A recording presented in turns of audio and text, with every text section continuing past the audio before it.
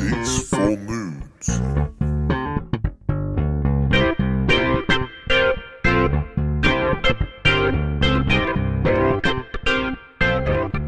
Oh yes, you know what that music means. It's time for Tasteful Nudes, giving you the naked truth in sports. Tasteful Nudes the way they should be, completely free. I'm joined once again by my brother co-host, Adam J. Burkett, and as advertised, we've got our special guest today, the real Slim Jim, Ryan Dyer.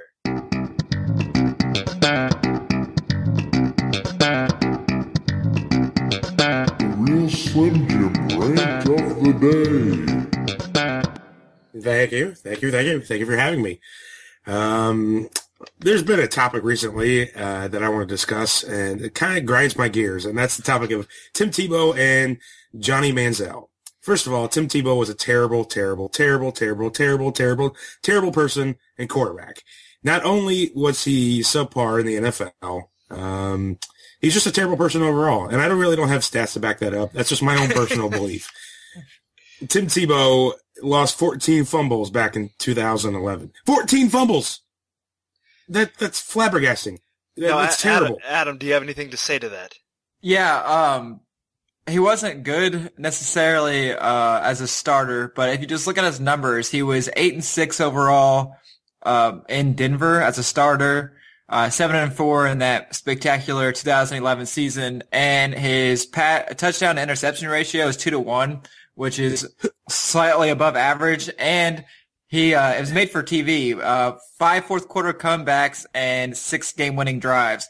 He was 46.5% and when he went 7-4. That is terrible numbers. The dude, you can't look at Tim Tebow's success by traditional stats. The completion percentage.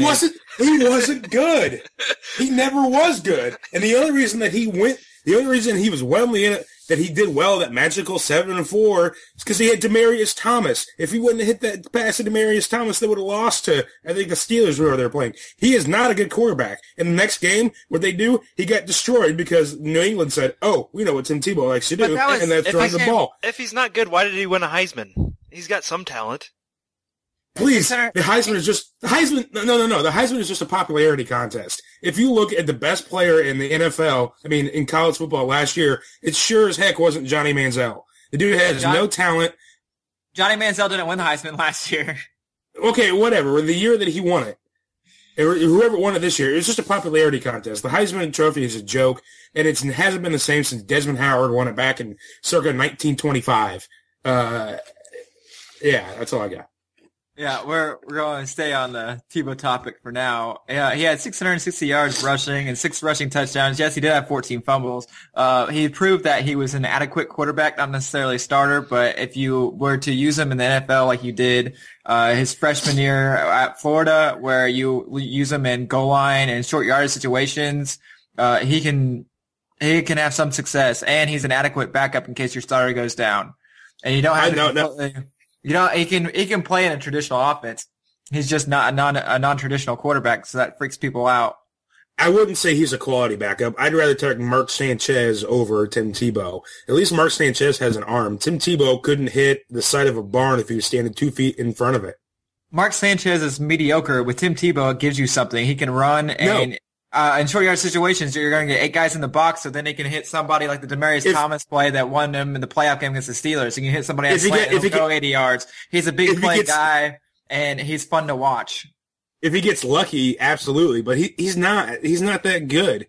He's terrible. He's a terrible person overall. I just don't like him, and I'm so sick and tired. If he was good in the NFL, if he was a decent backup, how come he's not in there anymore and he's hosting on the SEC network? That's my final point. I'm out.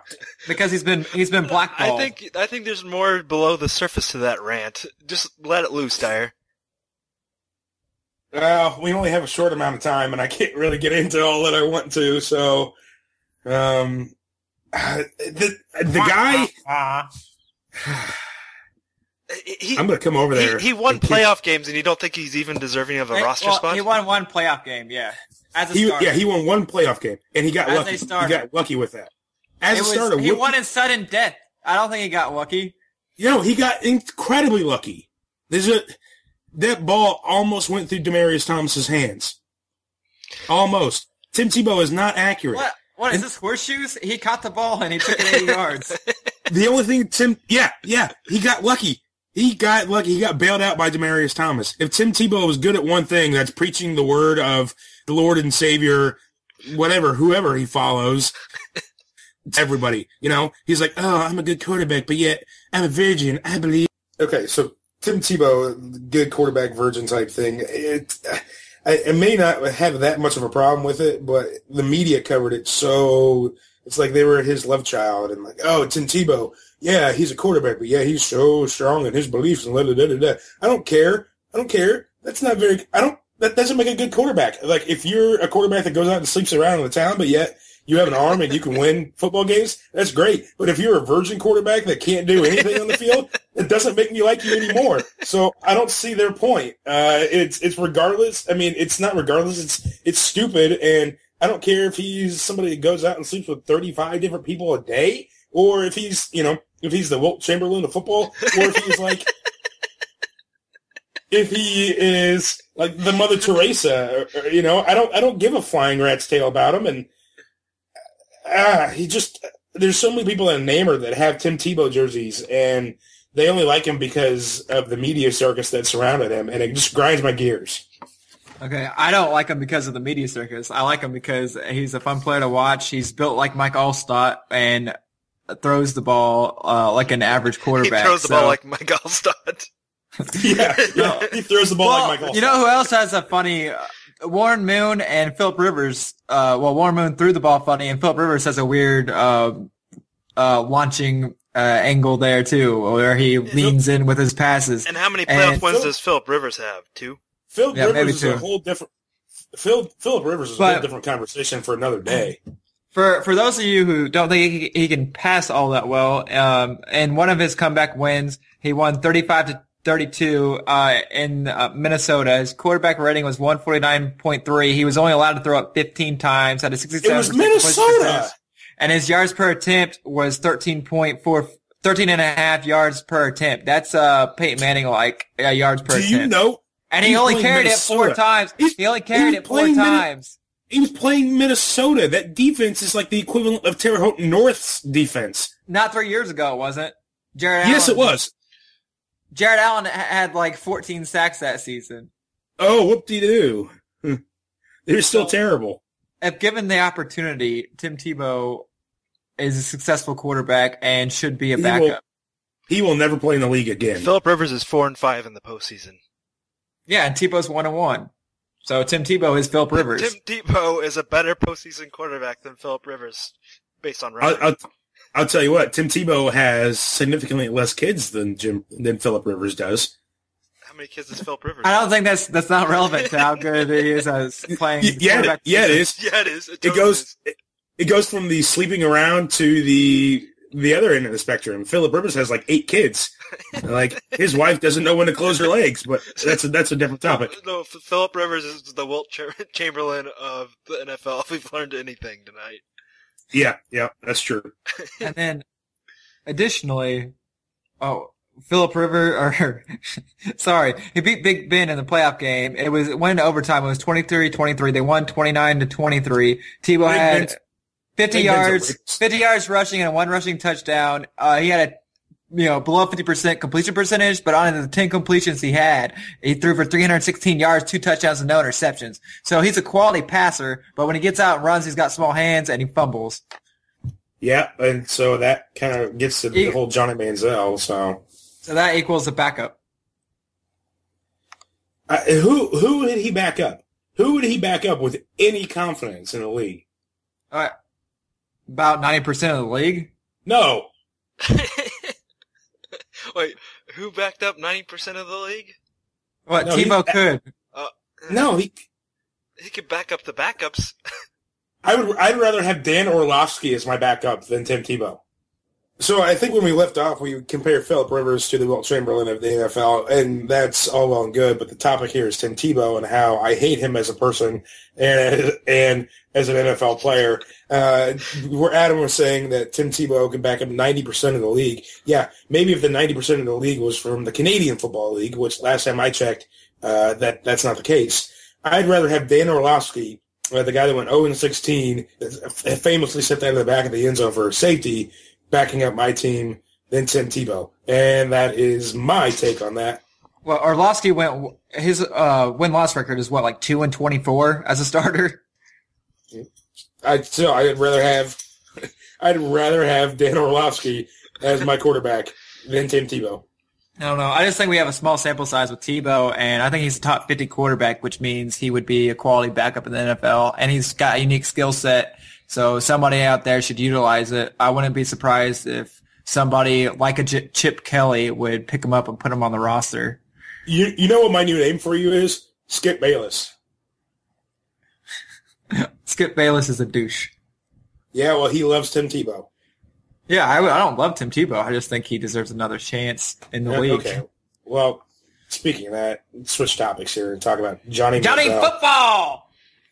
I've kind of changed my stance on Johnny Manziel since the last time. I don't like all the media circus surrounding him.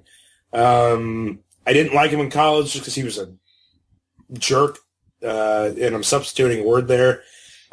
He is small. He's 5'11" with 5'11 and 3/4, which is just under 6 foot.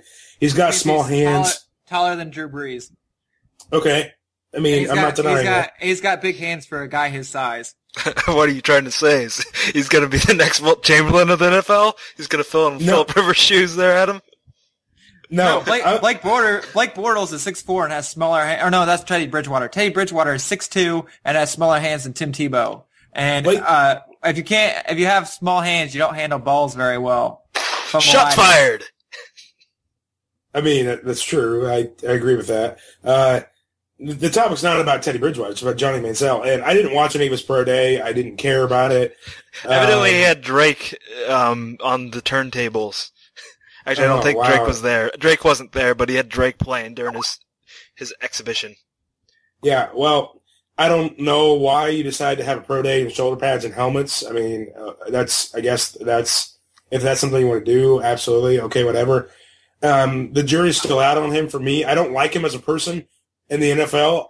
I'm just afraid that he's going to take one monster hit from a defensive end when he's rolling out, and he's going to get broken, and he's never going to be the same. I just don't think he has the skills necessarily to make a long-lasting NFL career. And he might be great in the short term, but I don't think long-term he can make it last. So. What do you think about Drew Brees? I think he's a Drew Brees with wheels. And he's going to be fun to watch on TV because he likes to make the big play.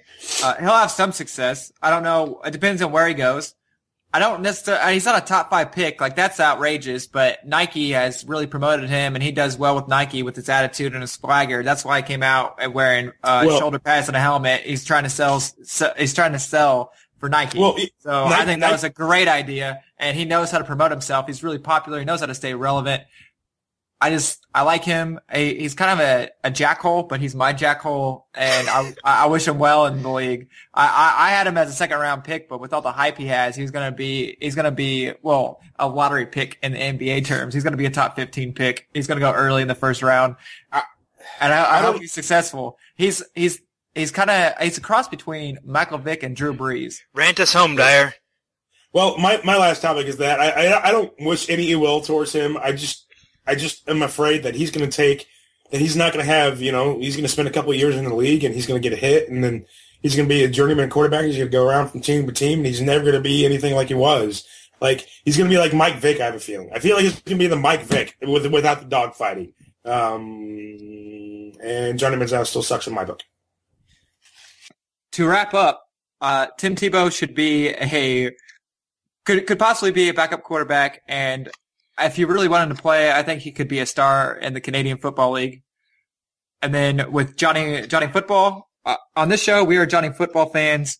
Dyer's a little skeptical about his success, or the real Slim Jim is a little skeptical, but all in all, we're a pro Johnny Football podcast. Yeah, I would agree. I think he's going to have some potential. Dyer, do you have anything else to say about Tebow or Manziel? Otherwise, I think it's time to move on to a different topic. I will say I probably agree with Adam that Tim Tebow could probably have success in the Canadian Football League just because it's a different type of beast. And Johnny Manziel can suck a big one for all I care. We'll see how he is in the NFL. Like us on Facebook at Tasteful Nudes. Or follow us on Twitter. I am at Dennis, Dennis, Burkett, Burkett, or you can follow my brother co-host at ISU Bones 05. 05, folks. ISU Bones 05.